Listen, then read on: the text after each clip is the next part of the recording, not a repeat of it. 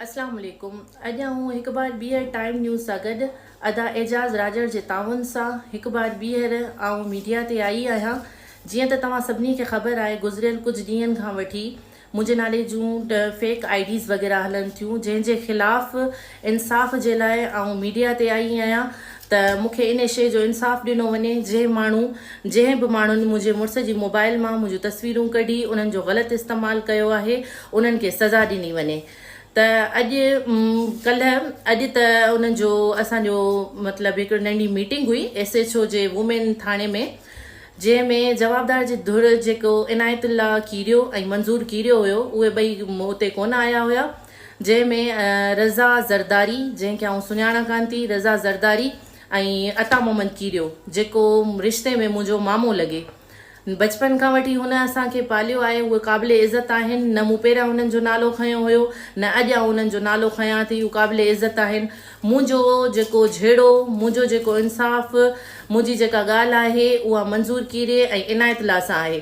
मूं हुननि खे अॼु जवाबु ॾिनो त बाबा मुंहिंजो तव्हां सां को बि तालुक़ु कान्हे को, ऐं न कोई मूं तव्हांजो नालो खयो आहे, न कोई आउं कोई ठाह कंदसि या छा।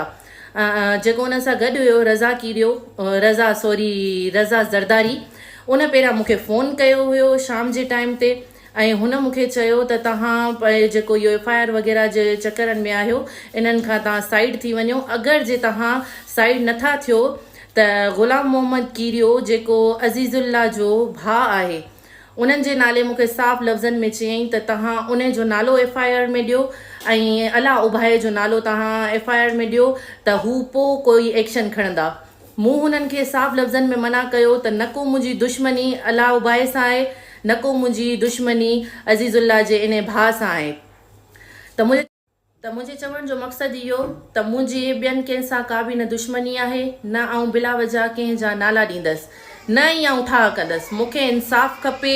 ऐं FIR जे लाइ बि अपील पई कयां, ऐं इंशाअल्लाह SSP साहब मुंहिंजी FIR कटींदो सुभाणे तक। इंशाअल्लाह हुननि खे मूं सबूत ॾिना आहिनि, उहा सभु कुझु मुंहिंजी थी वेंदी। मूंखे वरगलायो थो वञे त केस त तूं हथु कढे, FIR तूं न करा। अदा जेको रज़ा आहे ज़रदारी, उन बि अॼु मूंखे साफ़ लफ़्ज़नि में चयो त इहा जेका FIR तूं हिननि ते करी थी, तो वटि कोई प्रूफ आहे? मां चयो बिल्कुलु प्रूफ आहे, प्रूफ सां ई आउं ॻाल्हायां थी। सो हुन चयो अगरि इहे प्रूफ कूड़ा साबित थिया त असां तव्हां ते FIR कराईंदासीं। ऐं साफ़ वेठी आहियां, जंहिंखे मूं ते FIR कराइणी आहे मूं ते कराए। ऐं हक़ सच ते आहियां। मूंखे अगरि FIR थी त आउं हिकु इज़तदार पीउ जी औलाद आहियां, ऐं सभिनी खे मुंहुं ॾींदसि। मूं ते FIR कंहिं शइ जी थींदी। सो मुंहिंजे चवण जो मक़सदु इहो त मूंखे